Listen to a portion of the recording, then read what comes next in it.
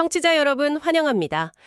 당신이 지금 서 있는 곳이 그 출렁이는 바다 한가운데 떠 있는 얇은 패들보드 위라고 한번 상상해 보시죠. 생각만 해도 뭔가 좀 중심 잡기 힘들고 아찔한데요? 그렇죠. 심지어 손에는 스마트폰도 없고 흔한 배달 앱도 없습니다. 그저 엄청 무거운 통발 하나를 어두운 바다 밑으로 던져 넣어야 하거든요. 네, 완전히 맨몸으로요? 네, 무엇이 잡힐지도 모른 채로 그 자연의 철저한 무관심 속에서 당신의 운을 시험해야 합니다. 사실 터치 몇 번이면 갓 조리된 따뜻한 음식이 20분 만에 문 앞까지 도착하잖아요, 요즘은. 맞아요. 완벽히 통제된 시대에 살고 있죠, 우리가. 그러니까요. 이렇게 편리한 시대에 우리는 왜 굳이 이런 수고로움을 상상해야 할까요? 오늘의 심층 탐구, 바로 이 낯설고도 매력적인 질문에서 출발합니다. 우리가 오늘 함께 들여다볼 자료가 사실 그 질문에 대한 아주 생생한 해답을 담고 있습니다. 충남 태안에 위치한 그 말리포 바다 캠프에서 진행된 삼시세끼 통발, 그리고 패들보드 체험의 실제 기록과 현장 사진들이거든요. 아, 사진 자료들이 같이 있는 거군요. 네, 맞아요. 근데 이게 흔히 볼 수 있는 막 매끈하게 다듬어진 관광상품 브로셔가 절대 아닙니다. 패들보드를 타고 바다로 나가서 통발을 던지는 행위부터 며칠의 기다림 끝에 수확물을 끌어올려서 육지에서 직접 해체하기까지의 과정이 아주 날 것 그대로 담겨 있습니다. 날 것 그대로요. 사실 제가 이 자료를 보면서 가장 놀랐던 게 사진들이 진짜 전혀 필터링이 되어 있지 않더라고요. 그렇죠. 좀 놀라셨을 수도 있어요. 네, 도마 위에 그냥 덩그러니 올려진 생선, 그리고 배를 갈랐을 때 막 쏟아져 나온 내장, 심지어 그 내장 속에 얽혀있는 작은 미니개들까지 너무 적나라한 거예요. 아주 생생한 시각 자료죠. 맞아요. 그래서 오늘 우리의 탐구 미션은 명확합니다. 클릭 한 번이면 모든 것이 내 손 안에 들어오는 이 고도로 최적화된 사회에서 직접 바다로 나가 잡고 해체하고 또 나누어 먹는 이 원초적인 경험이 우리에게 어떤 심리적, 신체적 의미를 주는지 당신과 함께 파헤쳐 보는 겁니다. 아주 흥미로운 접근입니다. 사실 흔히들 바다 캠프라고 하면 에메랄드빛 바다 위에서 막 여유롭게 패들보드 타고 저녁엔 낭만적인 해산물 바베큐를 즐기는 그런 장면을 떠올리잖아요. 아우, 당연하죠. 저도 처음에 그런 호캉스 같은 느낌을 생각했어요. 근데 이 자료가 가장 먼저 우리에게 들이미는 건 그런 환상이 아니라 철저한 현실입니다. 기록을 보면 참가자들이 며칠 동안 잔잔한 날씨가 이어지던 어느 날 말리푸 등대 뒤편으로 통발을 딱 던져둡니다. 네, 기대를 안고 던졌겠죠? 그리고 기대에 잔뜩 부풀어서 첫 번째, 두 번째 통발을 확인하러 가거든요. 아, 그 첫 수확의 결과 제가 봤습니다. 참 기가 막히더라고요. 네, 어땠나요? 은빛으로 파닥거리는 물고기가 있었을까요? 전혀 없었습니다. 자료에 따르면 첫 번째 통발에서 7마리, 이어진 두 번째 통발에선 6마리에 불가사리만 잔뜩 건져 올렸어요. 불가사리만요? 네, 사진 자료를 보니까 노란색 플라스틱 바구니 안에 그 별 모양의 주황빛 불가사리들이 덩그러니 약간 아주 무기력하게 놓여 있더라고요. 참가자들은 이 헛수고의 순간을 오늘도 쉽지 않네? 이러면서 웃어넘겼다고 기록되어 있는데 제 솔직한 심정을 말씀드려도 될까요? 물론이죠. 딱 보고 어떤 생각이 드셨나요? 저는 이 상황이 약간 그 고장난 인형 뽑기나 업데이트 안 되는 택배 배송 조회 같다고 느꼈거든요.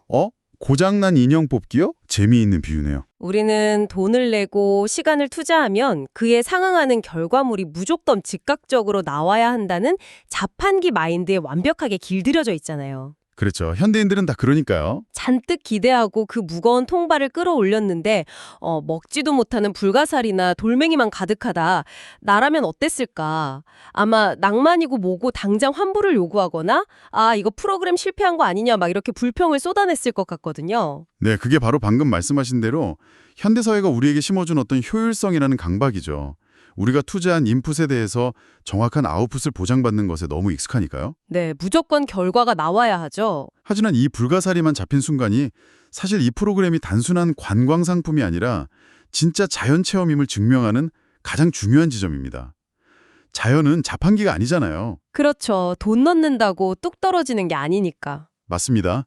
바다 생태계는 우리의 일정표나 기대감, 심지어 우리가 지불한 체험비용 따위는 전혀 신경 쓰지 않아요. 아, 그렇겠네요. 바다는 제가 얼마를 냈는지 알 바가 아니죠. 바로 그겁니다. 그러니까 불가사리를 끌어올리면서 느끼는 그 허탈함, 그리고 내 뜻대로 되지 않는 상황에서 오는 약간의 무력감. 이것은 실패가 아니라 우리가 세상의 중심이 아니라는 자연의 통제 불가능성을 겸허히 받아들이는 첫 번째 레슨인 겁니다. 아, 통제 불가능성을 몸으로 부딪혀 깨닫는 거군요. 네. 이 기다림과 헛수고라는 비효율을 견디지 못하면 진짜 바다의 얼굴을 마주할 수 없다는 뜻이기도 하죠. 그렇다면 결국 이 예측 불가능하고 콧대 높은 바다를 상대로 어떻게든 수확을 얻어내야 할 텐데 안양 뭐 운명에 맡기고 기도만 할 수는 없잖아요. 그렇죠. 어떻게든 방법을 찾아야죠. 네. 그래서 자료를 보면 드디어 반전의 순간이 등장하더라고요. 금요일 오후 3시. 세 번째 도전이었죠. 아, 드디어 세 번째 시도. 그런데 여기서 흥미로운 건 물고기가 잡힌 게 단순히 이번엔 뭐 운이 좋아서가 아니라는 점이더라고요. 네, 그 과정을 아주 눈여겨보셔야 합니다. 이분들이 무작정 바다로 막 돌진하지 않았어요. 클럽 회원 한 분이 앞장서서 등대 앞에서 딱 모두를 멈춰 세웁니다. 오, 들어가기 전이요? 네, 그리고 그 바다 위에서 일종의 바다 생존 및 안전 교육을 진행하죠. 아, 물 위에서요? 맞습니다. 그냥 물놀이가 아니거든요. 파도의 흐름이 지금 어떻게 변하고 있는지, 현재 바람의 방향은 어디로 향하는지, 안전거리는 또 어떻게 유지해야 하는지를 아주 철저히 분석하고 공유합니다. 그 과정을 거친 후에야 통발을 거들어 들어가는 거죠. 잠깐, 여기서 제가 꼭 짚고 넘어가야 할 물리적인 문제가 하나 있습니다. 어떤 건가요? 청취자 여러분도 한번 상상해 보세요. 패들보드라는 게 기본적으로 엄청 얇고 흔들리는 판자잖아요. 네, 잔잔한 호수에서도 가만히 서 있기 힘들죠. 그러니까요. 근데 출렁이는 바다 위에서 그 수심 깊은 곳에 가라앉은 무거운 통발을 밧줄로 낑낑대며 끌어올린다. 이거 자칫하면 파도 한 번 쳤을 때 균형 잃고 보트 뒤집히거나 막 바다로 사람 처박히기 딱 좋은 너무 위험한 상황 아닌가요? 초보자한테는? 아주 예리한 지적입니다. 사실 물리적으로 굉장히 불안정한 상태인 게 맞아요. 그래서 앞서 말한 그 바다를 잃는 교육이 단순한 안전수칙 낭독이 아닌 겁니다. 아, 이유가 있었군요. 네, 패들보드 위에서 그 무거운 통발을 끌어올린다는 건 자신의 무게중심하고 바다의 일렁임을 완벽하게 동기화시키는 고도의 신체적 몰입 상태를 요구하거든요. 몰입이요? 네, 파도가 밀려올 때 내 몸을 어떻게 낮출 것인지, 또 바람이 휙 불 때 패드를 어느 각도로 틀어서 저항을 줄일 것인지 막 끊임없이 몸으로 계산해야 하는 거죠. 아, 그러니까 억지로 보드 위에서 막 뻣뻣하게 버티는 게 아니라 바다의 리듬에 내 몸을 완전히 맡겨야 한다는 거네요? 그렇죠. 뇌과학이나 심리학에서 말하는 그 플로우 상태, 일종의 몰입 상태에 훅 들어가는 겁니다. 그 순간에는 일상의 잡념이나 스마트폰 알람 같은 건 끼어들 틈이 없어요. 오직 살아야겠다. 중심을 잡아야겠다. 네, 오직 나와 보드, 그리고 바다의 표면 장력에만 온 신경을 딱 집중해야 하니까요. 이 거친 환경을 이해하고 내 몸을 적응시켰을 때 비로소 그 통발을 무사히 끌어올릴 수 있는 겁니다. 와, 그 설명을 듣고 나니까 그 세 번째 통발을 묵직하게 탁 들어 올렸을 때 현장에서 터져나온 이거 있다! 라는 외침이 얼마나 짜릿했을지 상상이 갑니다. 그렇죠. 엄청난 카타르시스가 있었겠죠. 네, 그 통발 안에서 마침내 튼실한 놀래미 2마리랑 귀여운 박하지, 그러니까 바닷개 1마리가 나오잖아요. 이건 단순히 바다가 불쌍해서 우연히 던져준 적선이 아니라 바람과 파도라는 자연의 언어를 아주 치열하게 읽어낸 그 참가자들의 수고와 몰입에 대한 정당한 보상, 전리품이었던 거군요. 완벽한 통찰입니다. 수확물이라는 결과뿐만 아니라 그 과정 자체가 보상이 되는 셈이죠. 그리고 여기서 그치지 않고 우리에게 좀 시각적인 충격을 주는 아주 재미있는 사진 자료가 하나 등장하거든요. 아, 저 알아요. 그 사진. 네, 바로 그 잡혀온 박하지 한 마리가 플라스틱 생수병에 아주 찰싹 달라붙어 있는 모습이죠. 맞아요. 저도 그 사진 한참 들여다봤거든요. 투명한 플라스틱 생수병 겉면에 짙은 색의 그 개가 집게발로 아주 꽉 매달려 있어요. 네, 아주 필사적으로 매달려 있죠. 그 날카롭고 약간 울퉁불퉁한 개의 등껍질 질감이 그 공장에서 찍어낸 매끈하고 인공적인 플라스틱 병이랑 너무 극명하게 대비가 되더라고요. 어떻게든 살아서 버티겠다는 야생의 생명력이 막 뿜어져 나오는데 약간 묘하게 기괴하면서도 압도적이었어요. 그 묘한 이질감. 그게 바로 우리가 자연을 대하는 태도의 현주소일지도 모릅니다. 하지만 진짜 압도적인 장면은 사실 이제부터 시작이죠. 아, 올 것이 왔네요. 네, 바다의 허락을 받아서 육지로 가져온 이 야생의 수확물들은 이제 도마 위에서 해체되는 과정을 거칩니다. 그러면서 우리에게 더 깊고 아주 적나라한 생태계의 민낯을 떡하니 보여주게 되죠. 이 부분은 제가 청취자 여러분께 눈앞에 그려지듯 구체적으로 좀 묘사를 해드리고 싶어요. 솔직히 약간의 마음의 준비가 필요한 시각 자료들이었거든요. 네, 꽤 강렬했죠. 나무 도마 위에 크고 두툼한 놀래미가 올려져 있고 이제 칼로 살을 쓱쓱 발라내는 필렛 작업이 진행됩니다. 그런데 문제는 그 놀래미의 배를 갈랐을 때 쏟아져 나온 내용물이었어요. 네, 그 뱃속에 있던 것들이죠. 투명하고 붉은 내장들 옆으로 이 놀래미가 방금 전까지 저 바닷속에서 사냥해서 먹었던 작은 개들이 막 통째로 쏟아져 나와 있어요. 심지어 소화조차 채 되지 않은 생생한 상태였죠. 맞아요. 집게발이랑 등껍질의 형태가 고스란히 남아있는 아주 작은 게 여러 마리, 심지어 노란 낚싯줄 바늘에 엉킨 해초 부스러기들까지 막 섞여 있었잖아요. 네. 전 근형 속한테 잡아먹힌 또 다른 작은 생명이 웅크리고 있는 거죠. 그 마트료시카 비유가 정말 찰떡이네요. 이 도마 위 사진들이 우리에게 주는 심리적 충격은 그만큼 거대합니다. 왜냐하면 우리는 일상생활 속에서 이런 생산 과정의 적나라함으로부터 아주 철저히 격리된 채로 살아왔기 때문이죠. 완벽히 차단되어 있죠, 사실. 네, 호스트께서 방금 설명하신 그 생생한 먹이 사슬의 현장, 이거를 현대인들이 일상에서 어떻게 소비하고 있는지 한번 떠올려 보시겠어요? 당장 대형 마트 수산물 코너만 가봐도 바로 알 수 있죠. 그쵸. 어떻게 되어 있나요? 플라스틱 트레이 위에 깔끔한 흡수 패드가 싹 깔려 있고 피 한 방울 묻지 않은 뽀얗고 하얀 생선살이 랩으로 완벽하게 다 포장되어 있잖아요. 우리는 그걸 보면서 단백질 함량이 얼마지? 아니면 가격표가 얼마지? 이런 것만 생각하지 이 흰살코기가 어제까지만 해도 바닷속을 막 헤엄치면서 다른 생물들을 물어뜯고 사냥하던 포식자였다는 사실은 전혀 떠올리지 못하거든요. 바로 그겁니다. 그러니까 우리는 돈을 지불함으로써 피비린 내나는 생태계의 폭력성, 그리고 생명의 무게감을 완벽하게 외주화해 온 겁니다. 외주화요? 와, 그 단어 확 와닿네요. 네, 공장에서 생산된 공상풀처럼 그냥 생명을 아주 편하게 소비해왔던 거죠. 하지만 이 바다 캠프의 거친 도마 앞에서는 그 알량한 편안함이 막 통째로 부서져 버립니다. 도망칠 곳이 없는 거군요. 네, 내 입으로 들어가는 이 음식이 단순한 칼로리 덩어리가 아니라 치열하게 생존 투쟁을 벌이던 하나의 생명이었음을 물리적이고 또 시각적으로 딱 목격하게 되는 겁니다. 사실 그 내장과 개들을 처음 딱 봤을 땐 흠칫하고 약간은 불쾌감마저 들었거든요. 하지만 돌이켜보니까 그 낯설고 불편한 감각이 오히려 생명에 대한 일종의 경외심을 확 불러일으키더라고요. 불쾌감이 경외심으로 바뀌는 순간이죠. 네. 자연은 마트 진열대처럼 깔끔하고 예쁘게 정돈된 곳이 아니라 먹고 먹히는 치열한 순환의 고리라는 걸 피부로 느끼게 된 거죠. 그렇다면 이 거친 해체 과정을 거쳐서 마침내 식재료가 된 놀래미는 이제 인간의 식탁으로 올라가게 될 텐데 여기서 또 한 번 제 예상을 완전히 빗나가는 전개가 펼쳐지더라고요. 이 프로그램의 마지막 과정, 즉 수확물을 소비하는 방식 말이죠. 어떻게 진행되었는지 자료 내용을 한번 짚어주시겠어요? 네. 잡고 손질하는 과정도 엄청 험난했지만 소비 방식이 아주 독특합니다. 힘들게 잡은 놀래미 중에 한 마리는 캠프장 근처에서 카페를 운영하는 지인에게 아주 쿨하게 나눔을 해버려요. 툭 던져주죠. 그리고 남은 한 마리는 다른 회원이 외부에서 사온 광어회랑 합쳐서 광어회와 놀래미회 한 상을 만들어서 다 같이 나누어 먹습니다. 심지어 회를 뜨고 남은 뼈와 자투리들은 한 회원이 아주 알뜰하게 챙겨가서 아버지를 모시고 매운탕을 끓여 먹으면서 주말을 마무리했다고 딱 기록되어 있어요. 그 과정을 보면서 호스트께서는 어떤 의문이 들었나요? 솔직히 저는 아니 왜? 라는 생각이 가장 먼저 들었어요. 왜 나눠 먹냐? 네, 청취자 여러분, 우리 앞선 과정들을 다 지켜봤잖아요. 막 파도 위에서 그 얇은 보드에 의지해서 중심 잡고 불가사리만 올라오는 헛수고 견디고 며칠을 꼬박 기다려서 무거운 통발 올리고 고생이 이만저만이 아니었죠. 거기다가 도마 위에서 그 끔찍한 내장을 파내면서 손질까지 다 했단 말이에요. 저라면요, 이 눈물겨운 고생 끝에 얻은 귀한 전리품을 절대 다른 사람한테 그냥 주지 않을 것 같거든요. 혼자 다 드실 건가요? 당연하죠. 혼자서 방에 문 딱 걸어 잠그고 온전히 독차지하면서 그 성취감을 맛봤을 겁니다. 사실 배달앱으로 시킨 치킨은 나 혼자 1인 1닭 하는 게 너무 당연한 시대잖아요. 근데 이 비효율적인 나눔의 이유가 도대체 뭘까요?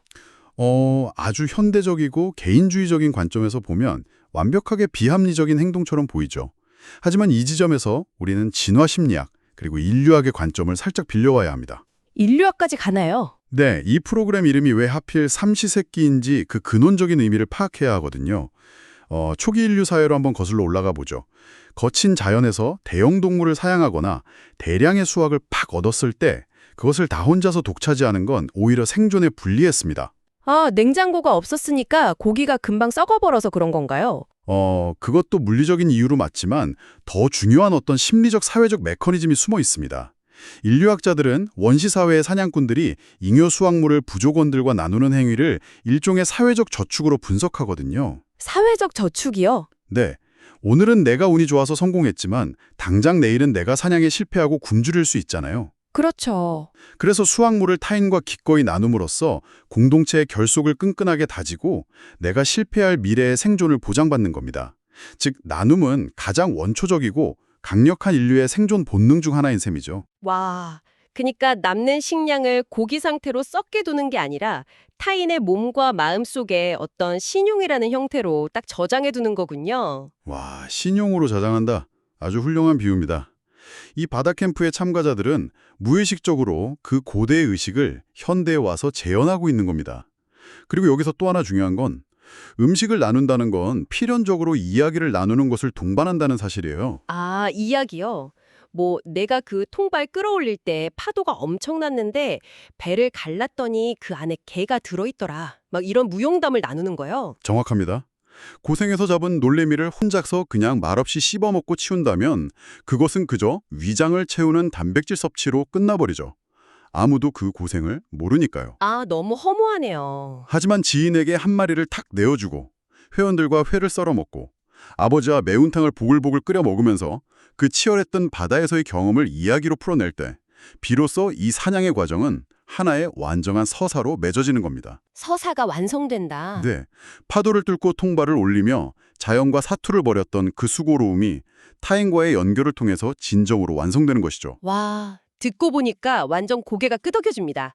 혼자서 독차지했다면 결코 느낄 수 없었을 나와 자연 그리고 나와 타인을 연결하는 이 거대한 고리를 완성한 거네요. 맞습니다. 도마 위에서는 날 것의 생태계를 막 눈으로 확인하면서 자연에 접속하고 식탁 위에서는 그 결과물을 나누면서 인간 사회의 연대에 접속하는 정말 완벽한 흐름입니다.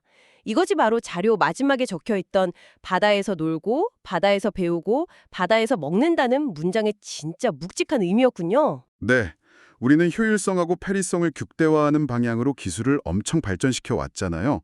하지만 그 과정에서 무언가 아주 중요한 감각들을 잃어버렸습니다. 말리포에서의 이 생생한 기록은 우리가 잃어버린 그 비효율성의 가치를 다시 일깨워주죠. 비효율성의 가치요? 네, 불편함을 기꺼이 감수하고 땀 흘리는 과정, 통제할 수 없는 거대한 자연 앞에서 느끼는 무력감, 그리고 타인과 수확을 나누며 끈끈하게 연대하는 기쁨, 이 모든 좀 낡고 거친 감각들이 사실은 우리를 가장 인간답게 만들어주는 요소라는 것을 딱 증명하고 있는 셈입니다. 오늘 당신과 함께 나눈 이 말리포 앞바다의 치열하고도 원초적인 이야기가 어쩌면 매일 스마트폰 화면만 들여다보면서 안전하고 통제된 일상에 머물고 있는 우리에게 던지는 아주 작은 돌멩이처럼 느껴집니다. 네, 잔잔한 호수에 던져진 돌멩이 같죠. 우리는 결과를 알 수 없는 기다림을 낭비라고 여기면서 살아왔잖아요. 파도와 바람의 방향을 읽어내는 신체적 몰입 대신에 알고리즘이 끝없이 떠먹여주는 도파민에만 시간을 쏟았고 또 도마 위에서 피와 내장을 다루는 그 생망의 무거운 무게를 돈으로 아주 쉽게 아웃소싱해왔죠. 씁쓸하지만 사실이죠. 그리고 누군가와 온전히 눈을 맞추면서 음식을 나누는 대신에 그냥 모니터 앞을 혼자 지키는 효율적인 식사를 선택해오진 않았나 싶습니다. 다들 돌아보게 될 것 같네요. 이제 오늘의 심층 탐구를 마무리하면서 청취자 여러분께 조금은 도발적인 질문을 하나 던지고 싶습니다. 모든 것이 당신의 완벽한 통제 하에 즉각적으로 주어지고 또 한없이 편리해진 당신의 일상 속에서 무려 3일을 꼬박 기다려야만 그 속에 무엇이 들어있는지 겨우 알 수 있는 당신만의 통발 같은 존재가 혹시 남아 있습니까? 결과가 보장되지 않는 헛수고를 묵묵히 견디고 내 손에 직접 물과 흙을 묻히는 불편함을 감수해야만 얻을 수 있는 진짜 삶의 질감들 말입니다. 터치 한 번으로 모든 것을 얻는 동안 우리는 혹시 진짜 살아있다는 그 거친 감각마저 함께 지워버린 것은 아닐까요? 깊이 생각해 볼 만한 질문이네요. 오늘 하루쯤은 그 지긋지긋한 배달 앱을 닫고 당신의 삶에서 오랫동안 잊혀졌던 그 불편하고도 짜릿한 통발을 대체 어디에 던질 수 있을지 스스로 탐구해 보시길 바랍니다. 이 묵직한 질문을 남기며 오늘의 심층 탐구를 여기서 마칩니다. 곁에서 함께 해주셔서 감사합니다.